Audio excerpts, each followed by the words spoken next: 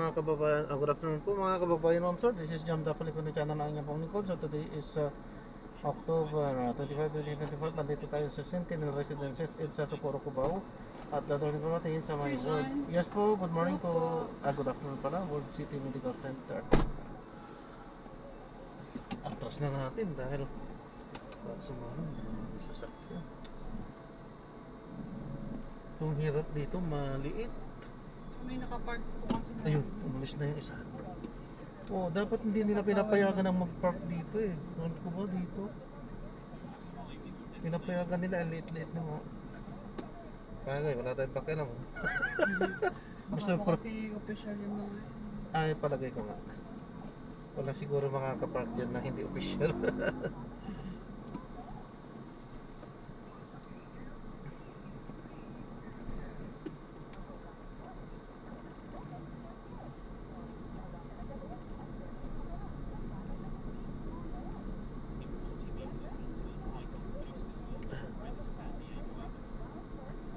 Kung pwedeng ihingo lang muna po ako dyan. Meron yata dito sa Petron eh, no? Social, meron din. Saan po dito Ito banda po yun? sa kanto. Ito po sa. Saan ka to? Sarado yata eh. Yun? Teka. Yun po, menu rin yan.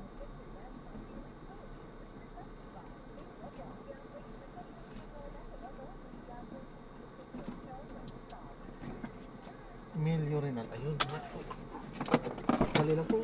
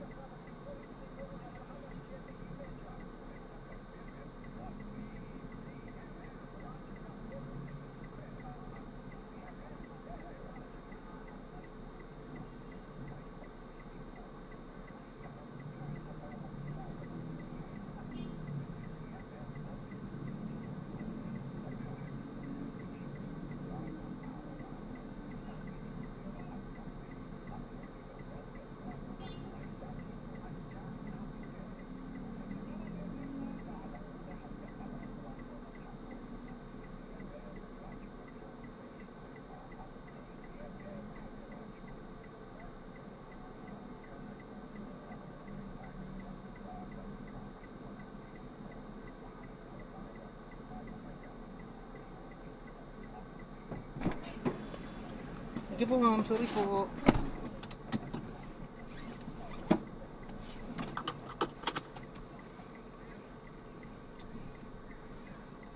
Hirap kasi pag ano talaga, nahihina, wala ka sa mood eh.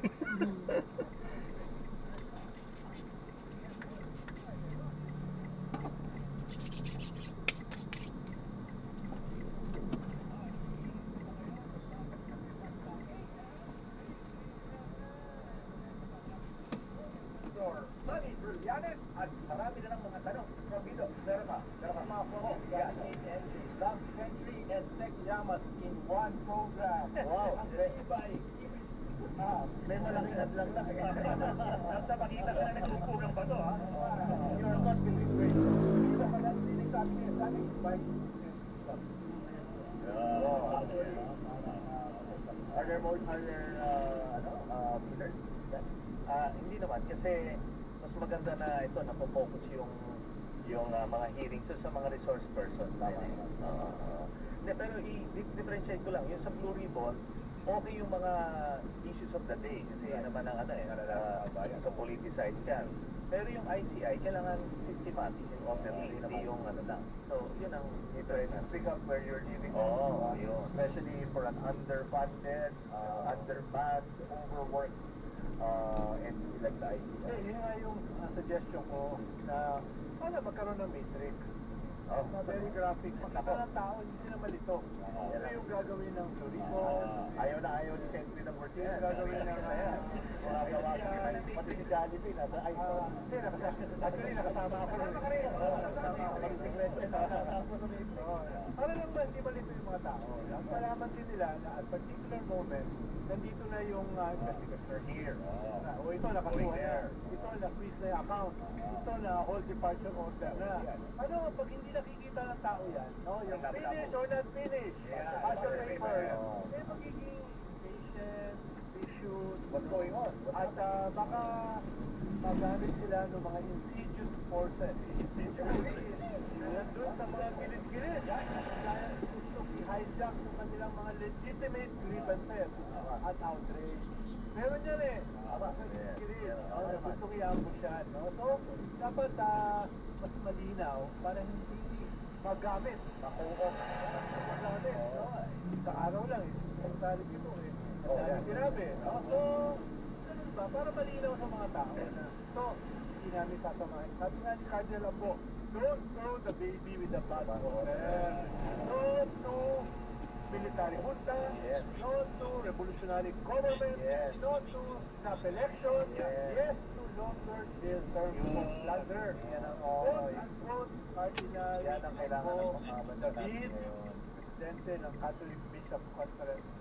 Magkatuloy ako kasi siyempre, alam naman natin na si ating political pundit ay maraming kahalaman sa what happens underground.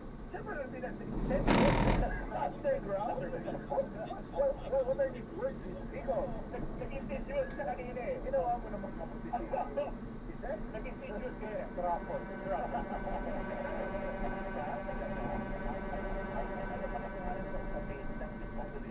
Subo. Yan, anong masasabi mo dyan? Ano naman na to eh? I think it's out in the open. Confirmed na to ni Chief of Staff General Browner. So meron talaga sumusubok. Gaya nga ng nasabi ni Sec Ronald kanina, may genuine outrage eh sa mga nangyari. Ito yung lumabas ng September 21. Ngayon, meron mga gustong mag-timo nito para matulak niling kanilang interes. Ang bottom line, ang agenda nitong mga stab groups na ito ay maibalik sa pwesto yung mga Duterte. And yun yung hindi naman maganda. Hindi yan ikabubuti na ating bansa, for sure.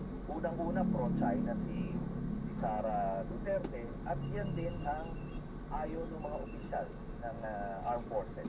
So yung armed forces naman natin, base sa pamumusto natin, focus lang sila sa trabaho nila. They're professional, loyal to the Constitution and the chain of command. So, we will keep it that way dahil alam naman natin, siyempre, based on our experience, ano ito, magulo to. At ang panawagan ko rin, dapat yung cause, yung kausa, mas malalim naman than ilalagay lang sa pwesto itong Should be based on ideology. Tsaka, kung talagang minamachine ka na yung kababayan natin, or in the case nung last administration, libo-libo, 30,000 yung pinatay, hindi nga kayo nagreklamo nun, di ba? Bilyon-bilyon yung mga ninanakaw nun. Mas may dahilan nun tumindig nung nakarang administrasyon, pero hindi ginawa. Ngayon, ina-address naman yung mga grievances na yun. Kaya, walang reason. But still, may nag-a-attempt at yung mga na-identify na nagre-recruit they belong to the Duterte camp. Pero may tipping point ba din? Anong tipping point na lagi natin narinig yung tipping point? Anong tipping point dito? Ano yung perfect storm na maaaring mangyari na magkakaroon po ng ganito? Maraming sinagil siya. Hindi natin mapipredict yan kasi may biglang susulpot yan. Whether true or fabricated. Ngayon, depende yan sa reaction ng kababayan natin kung yun na nga ang mag-trigger sa kanila to go out into the street at sabihin nilang manawagan sila ng pagpapalit. Dahil nasa kasaysayan na natin yan EDSA 1 and EDSA 2. So, yun, it remains to be seen at iniiwasan din naman natin But shout out to Chief AFP Owen Browner, sir. Magandang hapon po. They're holding strong, I think. In defense of the budget motion and the chain of command. Yes. Yun naman ang ano dyan, importante. Kasi I don't think it will any baka 10 steps backwards tayo. Pagka nagkagulo pa. Gusto, ang laki na nga ng ating problema. Exactly, di ba? Accountability is what we need, not a change in governance. I believe that that should be the swing foot. Nung we had a couple of weeks back, we had Mayor Benji Magalong here. Naging guest namin siya. It seemed to be at that time yung kumbaga poster boy. I don't wanna call him a poster boy. He was the spear of good governance and accountability and accountability. But since then po, he appeared in various public interviews na parang hindi kayo masyadong kumbinsido sa kanyang intention, sa kanyang pagiging genuine. And in fact, sa social media, kung mababasa ko, parang sinasabi nila, ang baka tumakbo to, either he might be seeking higher office, either as part of the Duterte camp or the Marcos camp. So, anong comment niyo ba? Ito po, no? Si General Magalong, we go way back, nung mga kami nagdi-disturb nung panahon ni Gloria. Sige mga yan. So nag-engage kami, no? Kami nagpaplano, mga plot, ganyan, no? Tapos yung anak namin pagkaklase, no? Sa elementary, sa Baguio. So ganun yun. But ito yung issue ko kasi sa kanya. To be honest, mababa ang tingin ko sa mga public officials na hanggang ngayon ay makaduterte. Okay, kasi si Duterte, he epitomizes everything that is wrong about democracy, about governance, diba? Tapos, for somebody like him, tapos, ina-admire niya kasi, wala siya nakikitang mali. So, yun ang problema ko doon. Tapos, dito naman sa Independent Commission on Infrastructure, hindi ka pwede sumama doon kasi nga independent ito. How can you now be part of that na makaduterte ka? He professes to be may asterisk, di ba? Oo. Kaya yung mga, may kilya yung mga ano niya ulak niya na hindi ganon. So, yun lang naman issue ko doon. May kasama rin po ba yan yung sinasabi na yung mga proyekto ng gaya din sa Facebook? Yung mga rock netting na hindi rin po biro. So yung kasi no, yung nagkita kami ng 2022, sinabi niya sa akin yun galit na galit siya doon doon sa rock netting. Tapos sinabi niya yung mga personalities involved. So I was expecting nung lumalabas siya dito as a crusader, ilalabas mo. Tapos, kagaya ng ginawa ko, dapat ilabas mo rin kasama mga dokumento, i-file mo yung case kaso. Hindi yung parang nagko-crusade ka na mga rhetoric lang yung sabi ko. But do you think it's tied into him seeking higher office by pure speculation? Hindi. I think that should be a given, no? Pero there's nothing wrong with that per se. Absolutely, yeah. Oh, there's nothing wrong with that. Pero, yun na nga, it will change you. Medyo sa extent yung Tsaka, ipakita mo muna. Convince us that you're worthy for that position. Kung crusader ka, talagang imbestiga ka, produce ka ng mga ebidensya, tapos sabihin mo, stand up. Kasi ito, mga general, ako lang ako dyan, kay Mayor Magalong. Kung ikaw yun, kung kayo po yun, inoperan ka na maging advisor, investigator, hindi ko alam, nagtutulong sa actuation niya, ng ICI, would you give up yung position kasi yun ang conflict sa batas? Would you give up your position as mayor of Baguio o kung anumang mayorship? I won't, kasi yung mandato mo, yung binoto ka for that parang committed ka doon it's your commitment to dun sa constituents mo doon. So dapat mag-focus ka muna doon. So pwede ka magbigay ng opinion mo, pero hindi dapat yung sumasama na siya doon sa mga investigation, pero ayaw niya sa Davao City ayaw niya sa Davao City. Ikutan niya lahat ng pero ayaw niya sa Davao. So yun Senator may web naman, pero alam natin na Senator din ng 2019. Yes. Nagulat pa kayo dito sa labas sa Manila. Kasi nung supposedly napirmahan doon 2019 nung senator pa kayo. May nakakagulat ba doon or ano naman? Para pinirmahan nila na it was totally expected. Kumbaga par for the course kay Martires na proteksyonan yung lahat ng proteksyonan. And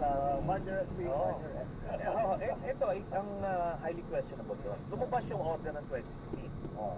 2017 bumaba si Ombudsman Carpio Morales. So, kung merong motion for consideration, doon na lapse na yun doon sa period na 1 year. Kaya, hindi pwedeng biglang susulpot 2019 ganon, lalabas. Kailangan yung kabilang partido, kukuha na mo rin ng actually, parang it doesn't conform to, di ba yung nasabi ko sa'yo, Brother Maki, di ba? It doesn't conform to human experience Hawak mo na yung papeles mo, ba't ngayon lang nilabas? Di ba ikaw, pag talagang may hawak kang ganyan, from the start, pag inakusahan ka, yun na yung you will lead with that. Hindi, naka-reverse na, but how come ito, I don't know. Sinasabi mo, brother, si Senator Joel, alam natin na hindi pinagtatanggol-tanggol. Ito meron kang hawak, at hindi yun ang ipipita mo. Diba? Salamat po. Ingat po. God bless po.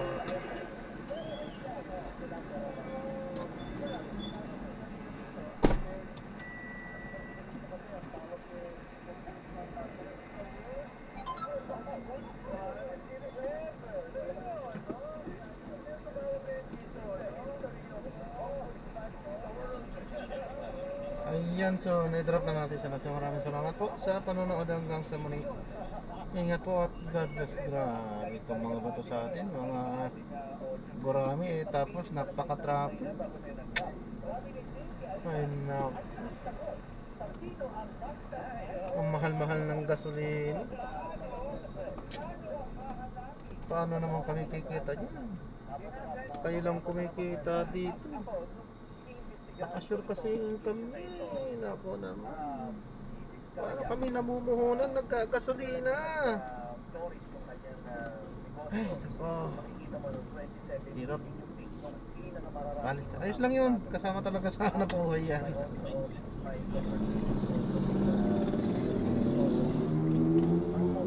So ayan. So maraming salamat po. God bless. Paalam po.